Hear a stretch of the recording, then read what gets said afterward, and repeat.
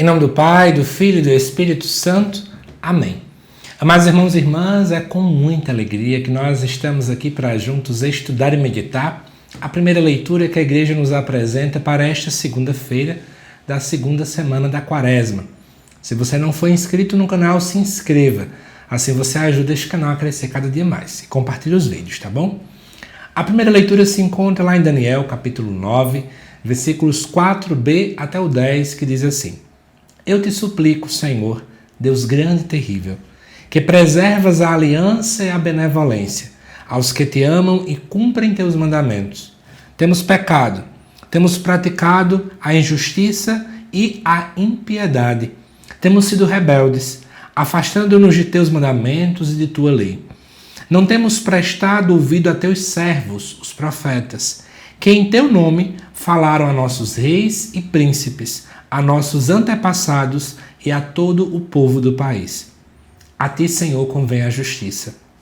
E a nós, hoje, resta-nos ter vergonha no rosto, seja ao homem de Judá, aos habitantes de Jerusalém e a todo Israel.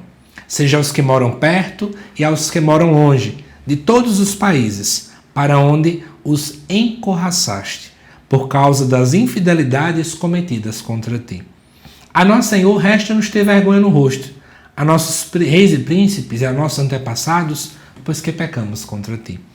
Mas a ti, Senhor, nosso Deus, cabe misericórdia e perdão, pois nos temos rebelado contra ti, e não ouvimos a voz do Senhor nosso Deus, indicando-nos o caminho de sua lei, que nos propôs mediante seus servos, os profetas.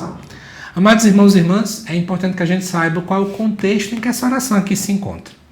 O povo estava diante do exílio babilônico.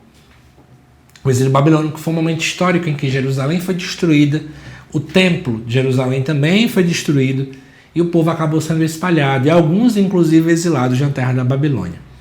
Então essa oração que Daniel fala aqui não é uma oração individualista, privada, mas uma oração coletiva, que nasce em um momento histórico diante daquilo que o povo estava passando.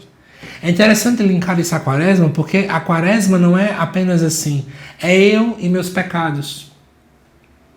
Mas também é preciso pensar, entender, por exemplo, que nas decisões coletivas tem hora que a gente faz coisa errada que acaba com o outro, que também rompe a aliança com Deus, que também, para além das minhas realidades individuais, os meus pecados também podem atingir pessoas, atingir estruturas, instituições. Acho que já vale começar a falar da Quaresma daqui. Mas olhando para o texto, a gente vai percebendo, por exemplo, que o texto começa falando que Deus é justo.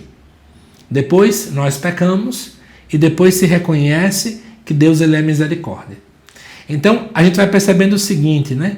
Em primeiro lugar, essa tríade, né? Ela acaba tendo características extremamente quaresmais. Porque em um momento eu reconheço, temos pecado, praticado injustiça, sido rebeldes, né? Resumindo a história, alguém assume o erro, alguém reconhece o erro, alguém que, no final das contas, não fica apenas tendo arrependimento mero de superficialidade. E muitas vezes a gente não assume os nossos erros.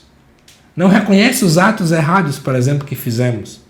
O texto também fala, não ouvimos a voz do Senhor. No Antigo Testamento o grande foco é esse, né? O pecado consiste na sua raiz em não ouvir a Deus. A Quaresma é tempo propício para aprender a ouvir. É tempo de silêncio, é tempo de deserto, de escuta da palavra. E quantos de nós deixamos a Quaresma de lado e não aproveitamos para tal momento?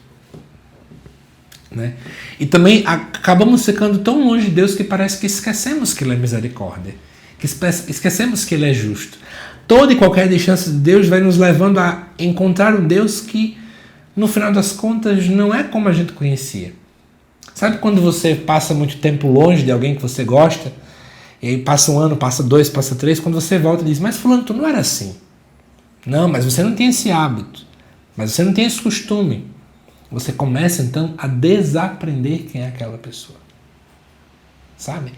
Você começa a não entender agora as mudanças, a forma de agir atualmente. A mesma coisa acontece quando o nosso coração está diante do Senhor. Né? Quero também chamar a atenção de vocês sobre essa surdez, para finalizar. Será que a gente tem ficado quase como um surdo espiritual, que não escuta, que não entende qual é a voz do Senhor, qual é a vontade do Senhor? Que peçamos ao Senhor a conversão completa de vida, que inclusive nos faça voltar a ouvir a voz dele. Que Deus te abençoe, amado irmão e irmã. Te aguardo, então, nos próximos vídeos aqui do canal. Daqui a pouco, às 7 da noite, nos encontraremos aqui. Até já!